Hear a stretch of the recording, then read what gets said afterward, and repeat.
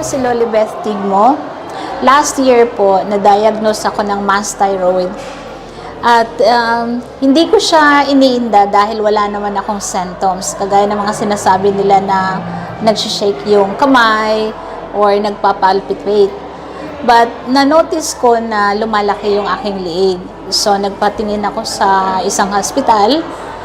And then kinuha na nila ako ng biopsy.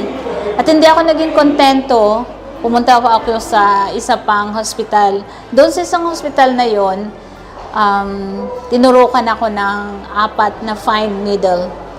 Biopsy din siya, pero ang nangyari, dumugo yung loob. Kaya mas lalo siyang lumaki. At sinabi nila na hindi nila ma-find out kung ano talaga yung accurate diagnose noon. Kaya nirefer nila ako sa isang espesyalista na doktor ng mga liig, yung tinatawag na endocrinologist. So doon nakita na cancer na pala siya. Yung right side ng thyroid ko na nakapatong yung cancer. At in-invade na niya, sinakop na niya yung left side ko. So nag-alala din sila dahil yung dalawang nerve na konektado sa voice box ko, lumalaki din siya, nagdikit na siya. At yung dalawang lymph node ko na siyang nagpuproduce ng calcium, lumalaki rin. So, ang sinadjust nila agarang operasyon. Kailangan silang surgery, pero nag-aalala sila kasi kung tanggalin yung dalawang thyroid na cancer na yon at maputol nila yung isang nerve o alin man doon, ay mawalan ako ng boses habang buhay. So ako naman, dahil nasa faith ako, ginamit ko yung pananampalataya ko. Nagtatherapy ako ng drop of miracles sa tubig, gumagawa ako ng purposes of faith, nag-perseverance ako ng aking chains of prayer. At sa araw na aking surgery, sila yung nag-alala sa akin. Bumuo yung endocrine ng 4 na surgeon para sa sagawa ng aking surgery. Ako'y mapayapa, kalmado lang ako kasi sigurado ako na gagawa ng miracle ang Diyos dahil naniwala ako, nanampalataya ako sa kanyang salita. So, nangyari nga yung surgery at sa last minute na ultrasound, nakita nila na naghihiwalay yung dalawang nerve ko. Hindi na siya nagkadikit, kaya hindi naputol. Kaya ngayon, natanggal nila buong buo yung cancer, yung thyroid cancer, at hindi naputol yung nerve. Kaya ngayon nakapagsalita ako, isang milagro. At isa din na nawala is yung lymph node sa left side ko. Kaya isa lang yung natanggal. Kaya ito ngayon, nagpapasalamat ako sa Diyos. Dahil isa pa niyan, dahil nga ang dapat na halaga ng aking surgery is $20,500. But ang nabayaran ko lang is $555. So yun ang papasalamat ko dahil sa pagtitiwala ko at katapatan ko sa Diyos.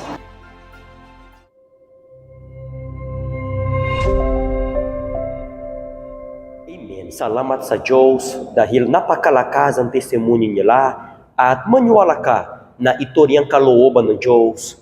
Sa bawat isa sa inyo, ihanda ninyo ang inyong baso at ang inyong bote ng tubig para sa atin panalangin mamaya, especially ikaw na may sakit, may kirot, may bukol, may karamdaman, or ikaw na may depression, insomnia, kalungkutan, kabigatan, o iba pang problema. Mamaya gagawa tayo ng isang panalangin at ang panalangin na ito ay para sa iyo. Kaya ihanda mo ang iyong baso o bote ng tubig para sa atin panalangin mamaya. Ngayon, gusto ko kayo imbitahan para sa isang napakahalaga na araw. Ang darating na linggo, makakaroon kami ng napaka-espesyal na panalangin para sa lahat ng mga babae. Ang tawag ng araw na ito ay Linggo ng Kagalakan.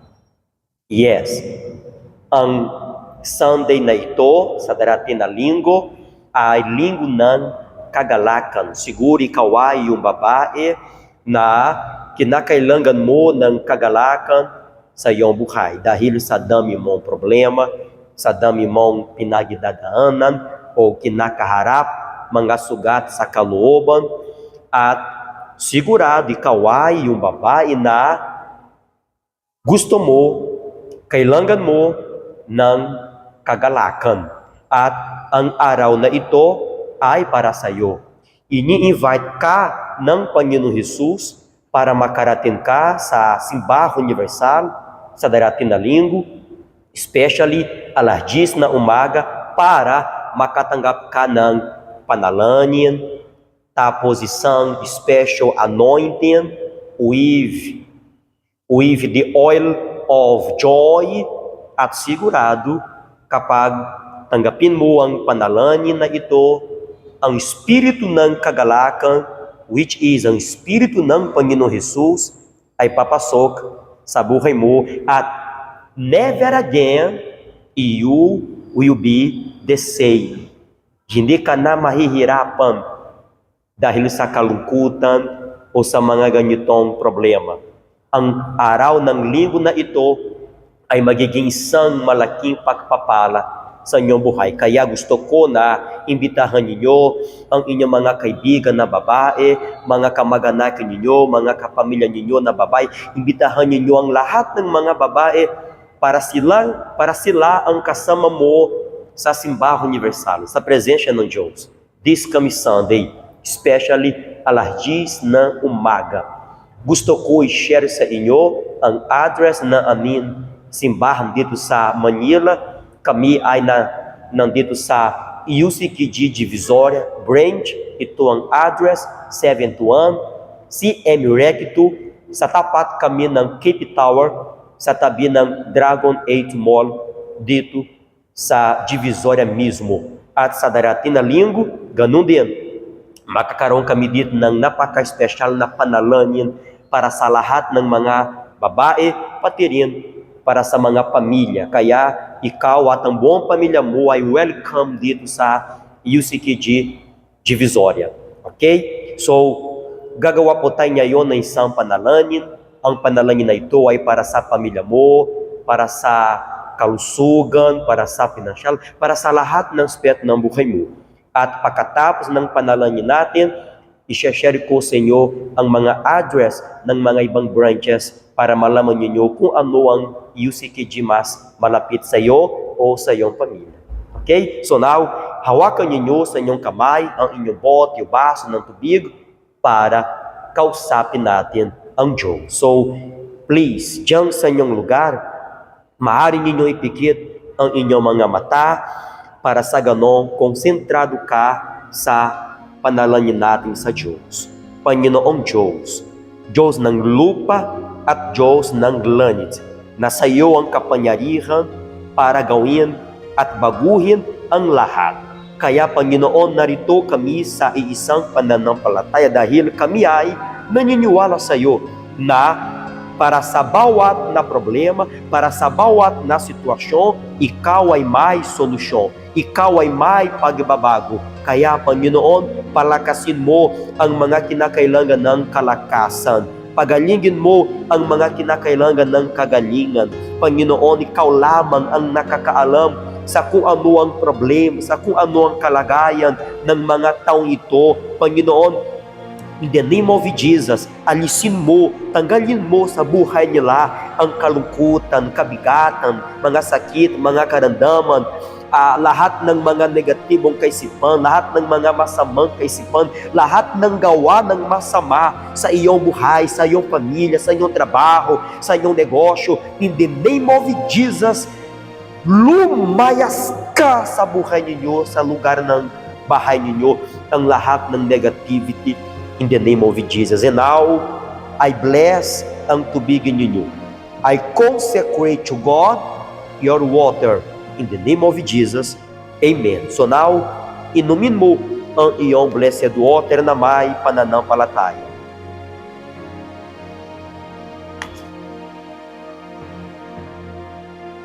Amen. Panginoon, naniniwala kami na ang mga taong ito ay magaling na, malaya na, at malakas na din.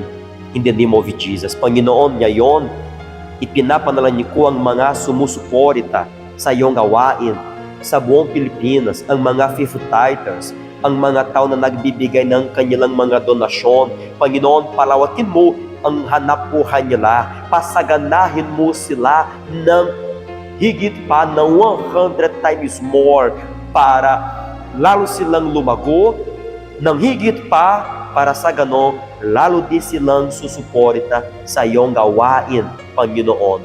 Now, Panginoon, nagpapasalamat kami sa iyo dahil sa lahat ng ginagawa mong kabutihan sa buhay namin, sa pangalan ng Ama, ng Anak, at ng Espiritu Santo.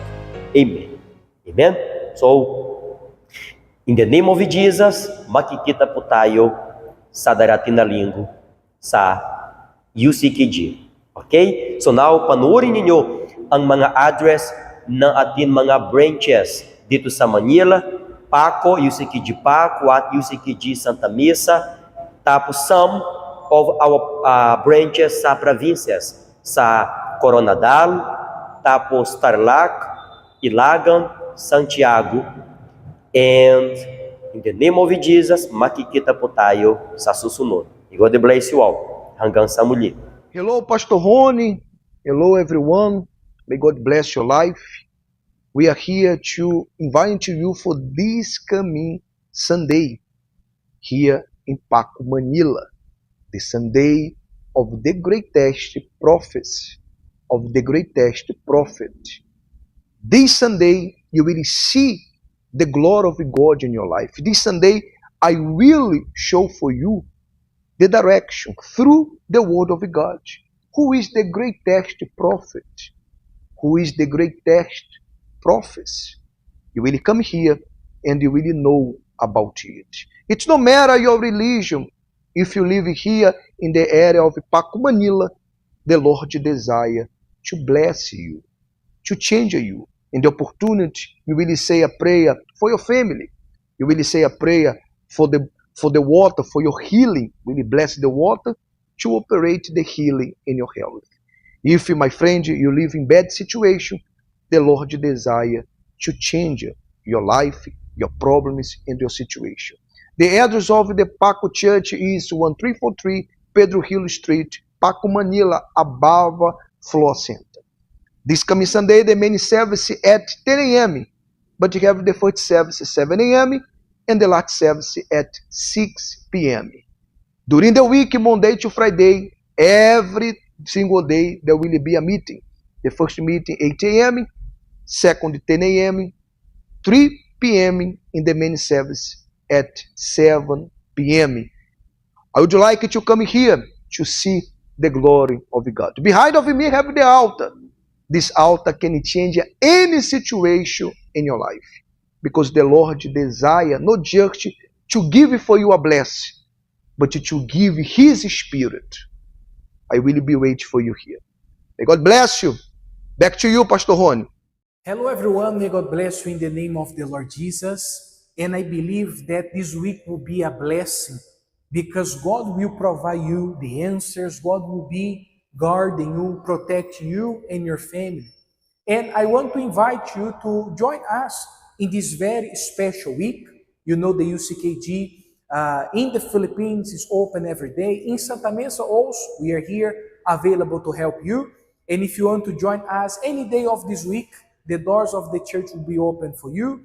Our services during the week are at 8 o'clock in the morning, the first one, 10 a.m., 3 p.m., and 7 p.m. But main service, as you know, will be Sunday. Sunday, 10 a.m. in the morning, 7 a.m., 3 p.m., and 6 p.m. We're going to be getting together into the house of God, seeking His Spirit, seeking His guidance, praying for our family. And I would like to invite all the ladies to join us. You women of faith, I want to invite you to bring your family, to bring your husband, your children, to bring your entire family to join this special service on Sunday. And I believe that you will be blessed. You will be receiving the answers from God, the miracles that you need, because all things are possible for us because we believe. Because once we decide to use our faith, nothing will be impossible for us. That's why if you live in Santa Mesa or nearby, the UCKG is located in the Vimapa Street, corner with Peralta Street in front of the police station 8. And for sure, God will be giving to you a direction, a message, providing to you the miracle. And this month for sure will be a blessing. This year will be a blessing for you in Jesus' name. And I'm looking forward to meet you in the church any day, especially Sunday, in this special service. Okay? God bless you. Bye-bye. Ay magandang araw po sa iyo lahat. So ako po si Pastor Alisson, ng UCQ Santiago, dito po sa Isabela Province. At kayo na nanonood ang program na ito, kung meron kayo mga kapamilya, kakilala, mga kamaanak niyo na taga buong Isabela Province o malapit sa siyudad ng Santiago City, kontakin niyo sila, anyanyahan niyo sila at sabihin niyo sila na mayroong isang simbahan universal dito sa probinsya ng Isabela, dito sa Santiago City, at handa kami upang tulungan ang bawat isa sa kanila. Kahit anumang problema, kahit anumang pinagdadaanan nila, may solution, may pag-asa pa. So, ang location ng ating simbahan dito sa Santiago City ay along the Marjalica Highway and Panganibe Street, dito mesmo sa sentro ng Santiago, sa tabi ng public market. Okay? So, ang ating simbahan dito ay bukas, araw-araw. Ang mga service sa weekend days ay cada alas 8 da umaga, alas 10 da umaga, alas 3 ng hapon, at 6:30 p.m. At sa araw ng Domingo man, ang pinaka-main service natin ay alas 10 da umaga, at meron din alas 7 da umaga, alas 4 ng hapon, at 6 p.m. So, narito po kami upang tulungan ang bawat isa sa inyo. Okay? Pagpalay kayo ng Diyos sa pangalan ni Kristo Jesus. Magandang araw po sa inyong lahat. Pagpalain kayo ng Diyos sa pangalan ni Kristo Jesus. Ako po si Pastor Novelito at narito naman po ako sa ating simbahan dito sa Ilagan City, Isabela. Kaya po ginagamit ko yung pagkakataon na ito para imbitahan ang bawat isa sa inyo. Kung kayo man po ay nakatira dito sa Ilagan City or sa kalapit na lugar nito sa Ilagan City sa probinsya ng Isabela, or kung meron po kayong mga kakilala, kapamilya, kaibigan, marahil ikaw na nanonood ng ating programa ngayon ay nasa ibang bansa at meron kang mga kamag-anak na nakatira or malapit dito sa Ilagan City. Imbitahan po natin silang pumunta sa tahanan ng Diyos, sa Simbahang Universal dito.